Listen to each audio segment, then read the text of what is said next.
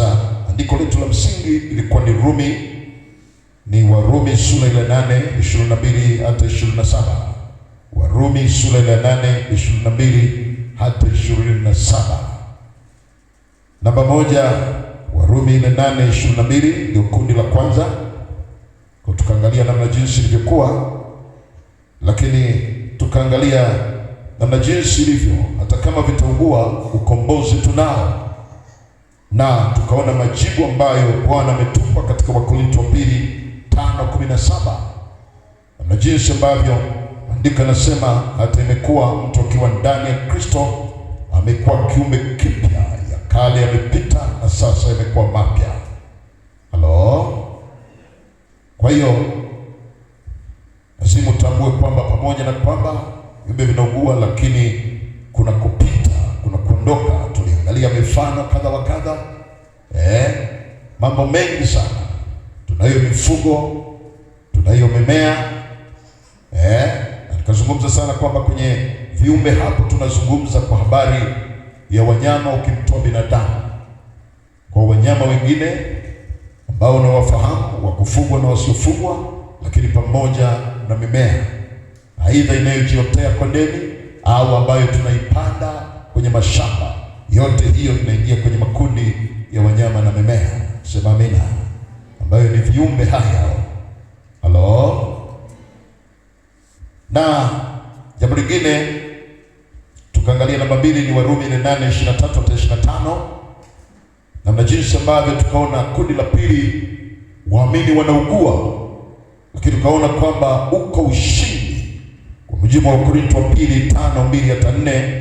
Uko ushindi ambao Bwana anatukomboa kutoka kwenye mauti na kuelekea kwenye uzima.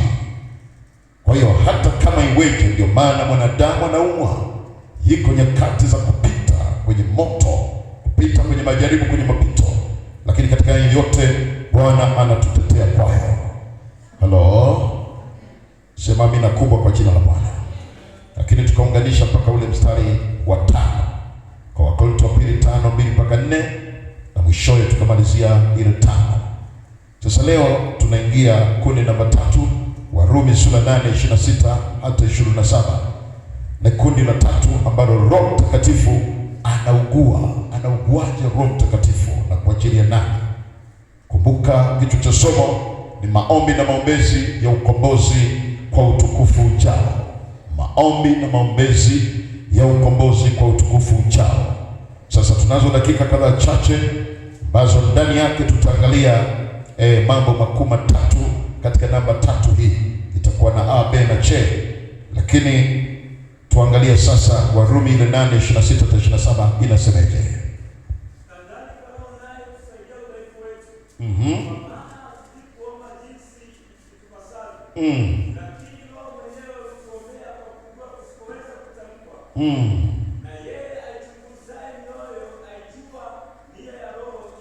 Ndio.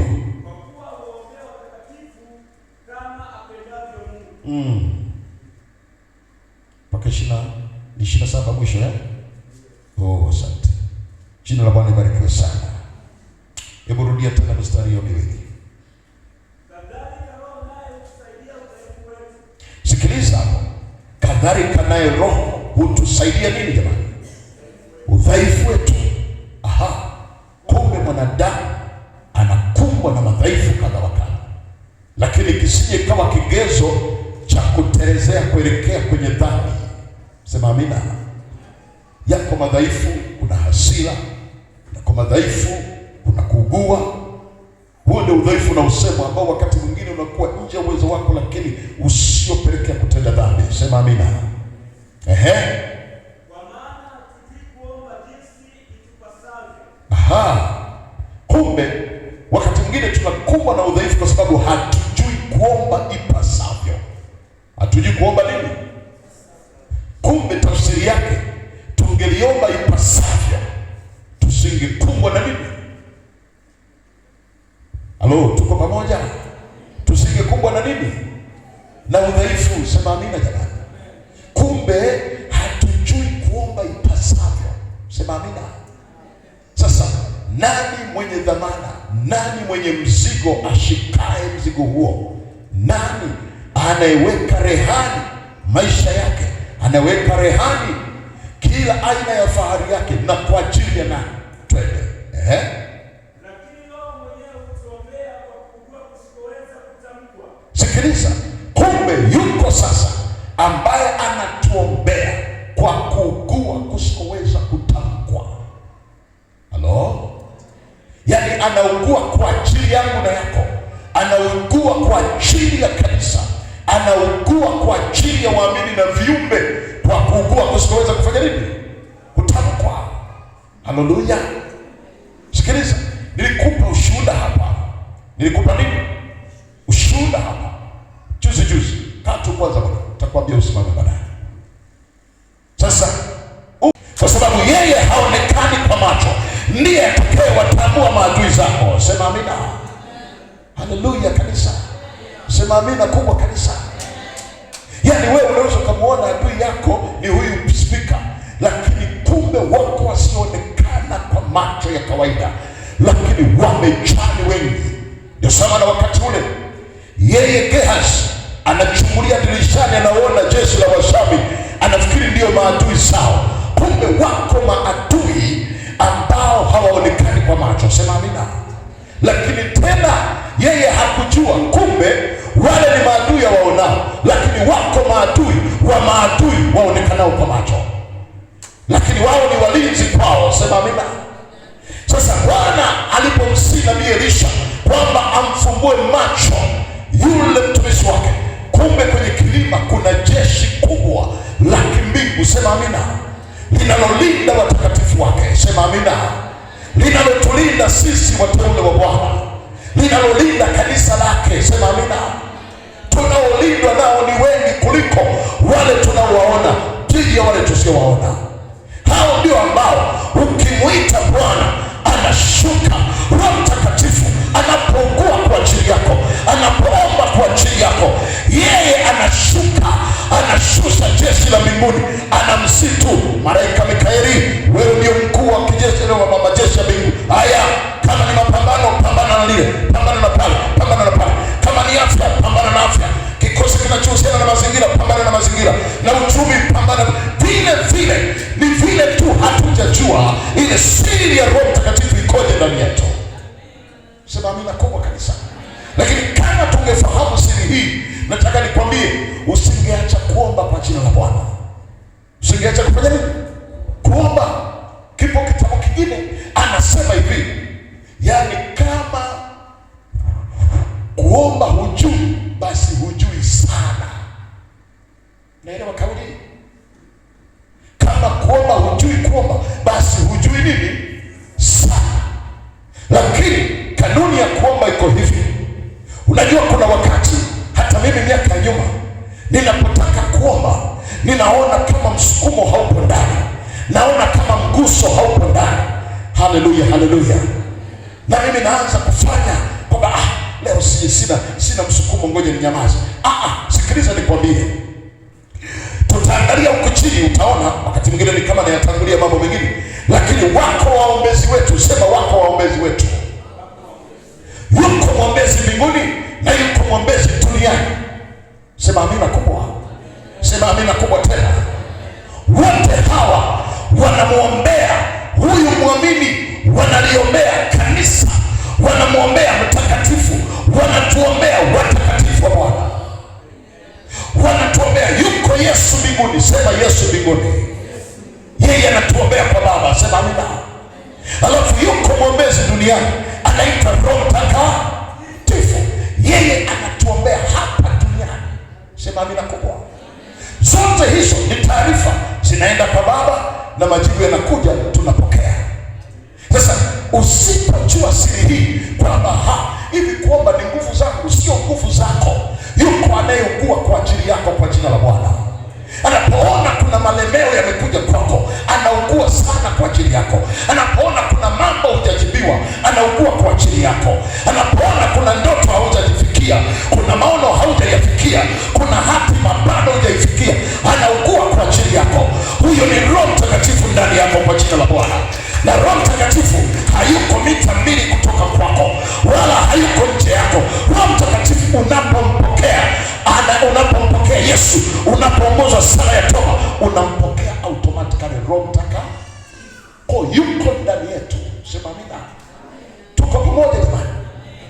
tunaposema uje Roho Mtakatifu, aje kutoka wapi? Yuko ndani yako. Naeleweka sieleweke? Naeleweka sieleweke kanisa? Anasema na yeye aichunguzaye mioyo aijua nia ya roho ilivyo. Sema amina. Anayechunguza mioyo ni Yesu Kristo, ni mwana mwenyewe. Sema amina. Anaijua nia ya roho, nia ya Roho Mtakatifu ilivyo. Ikoje nia yake Roho Mtakatifu? Kwa kuwa huwaombea watakatifu kama apendavyo Mungu. Sema amina. Kumbe Roho Mtakatifu nia yake ilivyo kwetu ni kutuombea watakatifu. Sema amina. Ndio maana ukitaka kuona hakuna ukame ndani yako, maana yake mwombezi umemkaribisha na yeye amejisikia yuko nyumbani kwenye hekalu lake. Hakuna makunyanzi, hakuna shida wala uchafu. Utaona mambo yanakwenda kirahisi na kiwepesi. Halo? Nini? Kwa sababu ndani yako yuko Roho Mtakatifu. Yuko nani kanisa? Yuko Roho Mtakatifu ndani yako. Sikiliza. Mambo makuu matatu hapa. Jambo la kwanza, mtoto wa Mungu anao waombezi wawili. Mtoto wa Mungu ndio wewe. Sema amina. Mtoto wa Mungu anao waombezi wawili, yaani Yesu anayetuombea mbinguni kama nilivyosema, na Roho Mtakatifu duniani. Sasa tuangalie maandiko haya. Narudia tena, mtoto wa Mungu mtoto wa Mungu anao waombezi wawili. Mtoto wa Mungu ndio wewe kanisa, yaani Yesu mwombezi namba moja anayetuombea mbinguni, na mwombezi hapa duniani ni Roho Mtakatifu. Sasa na kanuni ya mawasiliano, viongozi walipata faida hii Jumamosi. Nikwambia ili mtiririko wa mawasiliano, ziko karibuni aina 6 za namna ya habari, kupasha habari kutoka sehemu ya kwanza mpaka sehemu husika, ambaye tunasema kwamba kuna yule sender, alafu kuna channel na kuna receiver. Sasa yule sender maana yake ndio kipasha habari au toa taarifa. Sema amina. Alafu na channel maana yake ni kipokea taarifa ama kipitishio cha taarifa, na receiver maana yake mpokeaji au kipokea taarifa. Sasa kwa mujibu wa muombaji, maana yake tunapoomba, wewe ndio sender, unaomba maombi, maana yake hapa katikati kuna channel yako ndio waombezi wetu hawa wawili, yuko Yesu na yuko Roho Mtakatifu. Halo? Sema amina kubwa.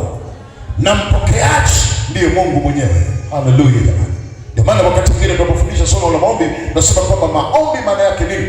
Ni mawasiliano ya moja kwa moja kutoka kwa muumini au kwa mtu kwenda kwa Mungu. Sema amina. Kumbe sasa unapoomba, maana yake tayari channel yetu hapa inayotuwezesha nje na hawa wawili, maana yake maombi haya yamepokelewa pasipo. Ndio unashangaa majibu hakuna, wala kupokea kile ambacho umemwomba Mungu hakitokei. Nini? Kwa sababu yumkini imekwama sehemu. Kumbuka wakati wa Daniel, anashangaa naomba lakini majibu hapokei. Kumbe kuna yule malkia na yule mkuu wa Uajemi ambaye amezuia. Tuko pamoja? Ndio maana lazima utamani kuvaa sawasawa sura ya Roho Mtakatifu ndani yako, kujaa nguvu za Roho Mtakatifu ndani yako, ili kuhakikisha kwamba mambo yote na pasiwepo vizuizi vyovyote, iwe ni anga Bwana alifungue kwa mamlaka zake. Ndio maana jioni leo tunakwenda kuomba nguvu za Bwana na Roho Mtakatifu akiwa pamoja nasi, na wakati huo hatuna mashaka, tunao waombezi wetu. Tunapoomba amani ya Tanzania, Bwana ashushe amani, Bwana achilie haki iwakute watu, alafu amani itokee. Bwana achilie hali ya hewa itokee katika taifa letu. Tumwambie Bwana aliye hai juu ya ubatizo, Bwana achilie watu wakatimize haki yote ya Kristo, watu wakapokee nguvu mpya, wahamishwe, watakaswe, wasafishwe, watoke kwenye mabaya, waje kwenye usalama na usafi. Kama kuna mtu anaelewa, aseme amina kubwa katika jina la Bwana. Lazima tufahamu mamlaka za kimungu. Sema amina. Tunapoomba juu ya ibada, tunataka nguvu ya Roho Mtakatifu. Roho Mtakatifu atawale ibada. Sema amina. Atawale nini? Akitawala ibada, nguvu za Mungu zinadhihirika. Akitawala ibada, uwezo wa Bwana unaonekana.